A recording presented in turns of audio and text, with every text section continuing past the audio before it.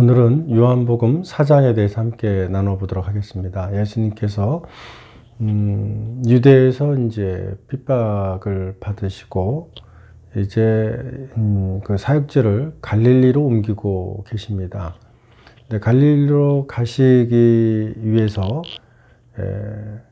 왕의 대로라는 길을 갈 수도 있고 또 사마리아를 통과해서 갈 수도 있습니다. 보통 바리새인들은 사마리아를 통과하지 않습니다. 사마리아를 통과해서 가게 되면 3일 정도면 유대에서 갈릴리로 갈 수 있는데 왕의 대로라는 길로 가게 되면 그러니까 이제 중앙에서 오른쪽으로 가는 거죠. 오른쪽으로 가다 보면 한 배의 시간이 걸립니다. 6일 정도 걸리죠. 그렇지만 그렇게 시간이 많이 걸려도 바리새인들은 그 길로 갑니다. 왕의 대로라는 길로 갑니다. 그런데 예수님께서는 사마리아를 이제 통과하죠. 이 사마리아는 굉장히 아픈 역사가 있는 곳입니다. BC 722년 아수르에 의해서 북왕국 이스라엘이 이제 멸망하게 되는데 북왕국의 수도가 사마리아입니다. 북왕국의 수도가 사마리아인데 그 당시에 이제 아수르인들은 자신들이 점령을 한 나라의 남자들을 다 잡아갑니다.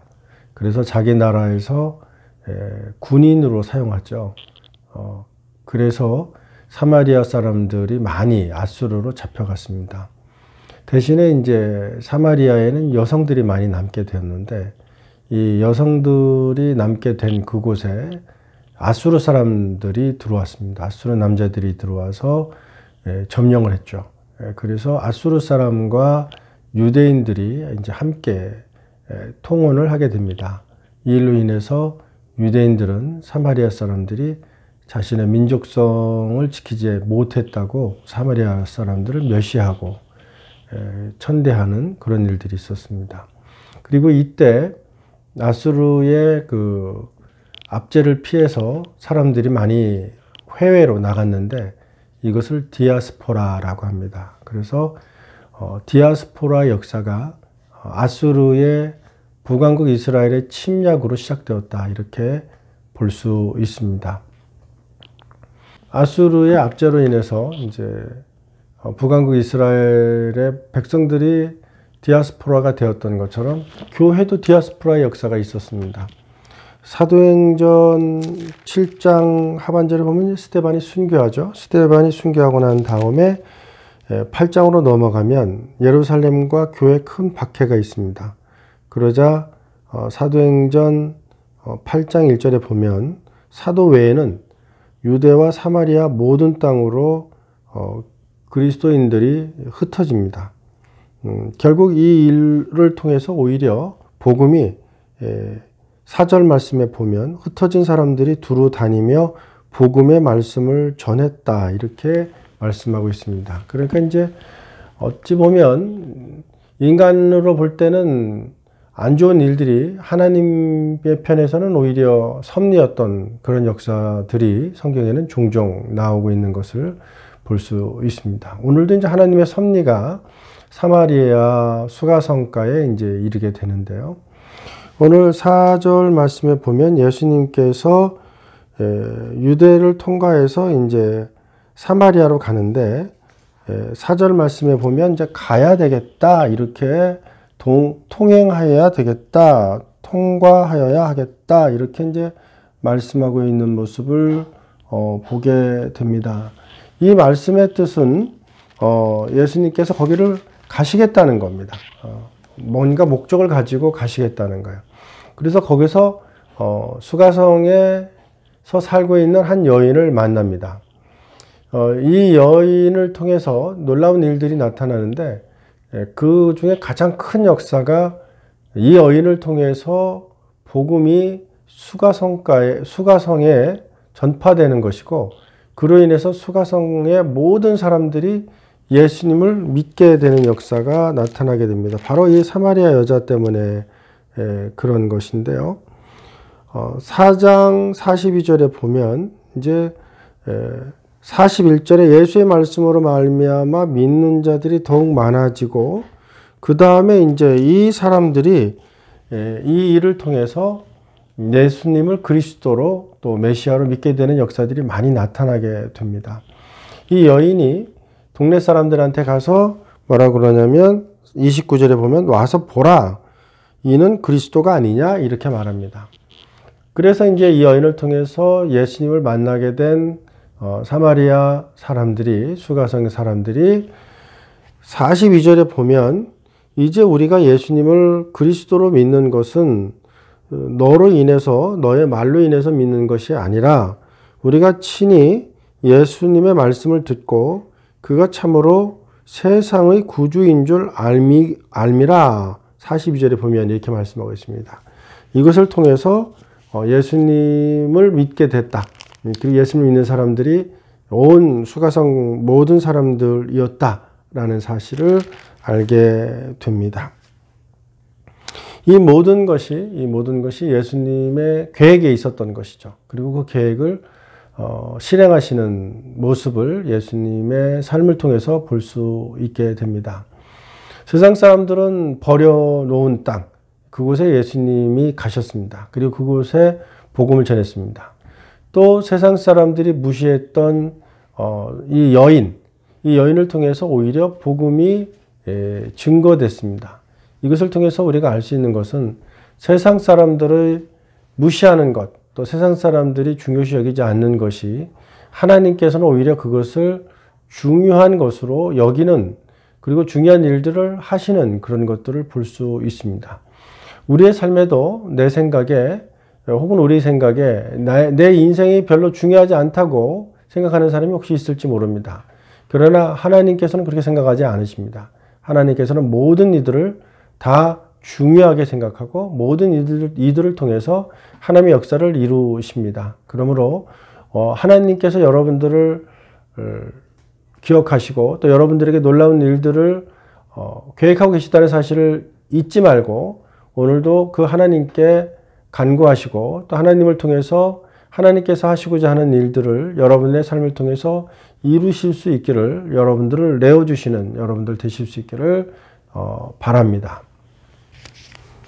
오늘 요한복음 4장에 보면 이제 초막절 물 깃는 행사에 대한 내용이 나오고 있죠. 이 물을 마시는 자마다 다시 목마르려니와 내가 주는 물을 마시는 자는 영원히 목마르지 아니하리니 내가 주는 물은 그 속에서 영생하도록 솟아나는 샘물이 되리라. 이렇게 말씀하고 있습니다.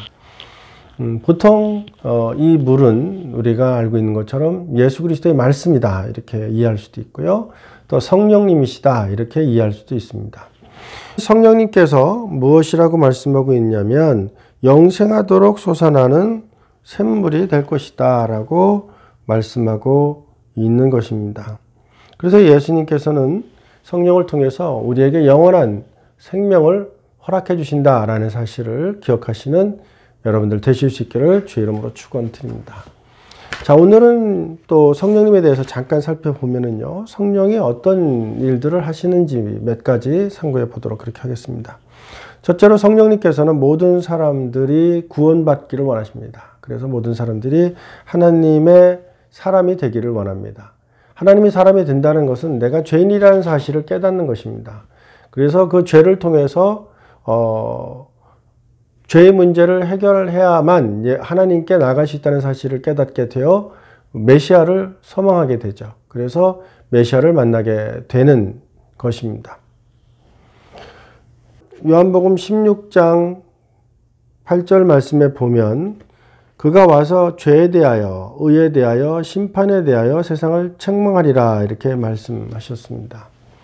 또한 사도행전 2장 37절 말씀부터 쭉 보면은 사도 베드로가 주의 성령에 충만하여 말씀을 증거하자 그 말씀을 들었던 백성들이 그들의 마음이 찔립니다.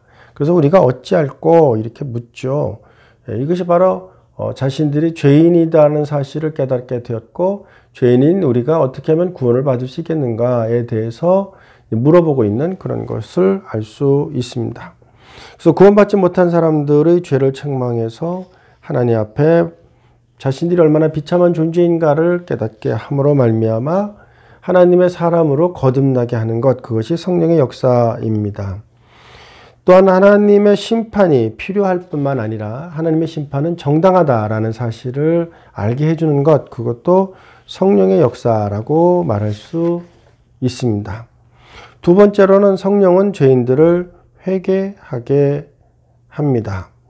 디모데후서 2장 25절 말씀에 보면 거역하는 자를 온유함으로 훈계할지니 혹 하나님이 그들에게 회개함을 주사 진리를 알게 하실까, 이렇게 말씀하고 있습니다. 또 사도행전 11장 15절 말씀도 쭉 말씀해 보면은요, 18절 말씀에 하나님께서는 이방인에게도 생명 얻는 회개를 주셨도다, 이렇게 말씀하시고 있습니다. 이렇게 성령의 역사는 하나님의 사람들이 회개하도록 만들어주는 역사를 합니다. 그렇게 함으로 부패한 신자들의 마음을, 인간들의 마음을 거듭나게 하십니다. 그것이 성령의 역사입니다. 계속해서 보면 성령님께서는 신자가 하나님과 교제를 할 수 있도록 합니다. 그래서 하나님을 알게 하는 것이죠. 또 예수 그리스도를 알게 하고 예수 그리스도와 교제하게 합니다. 그것이 성령님의 역사입니다. 다섯 번째로는 신자들 안에 거하십니다. 로마서 8장 9절 이하에 보면 성령이, 즉 그리스도의 영이 있어야만 그리스도의 사람이다, 이렇게 말씀하고 있고요. 고린도전서 6장 19절 말씀부터 보면 너희 몸이 성령의 전이다, 이렇게 말씀하시고 있습니다. 그렇습니다. 성령이 우리 안에 있습니다.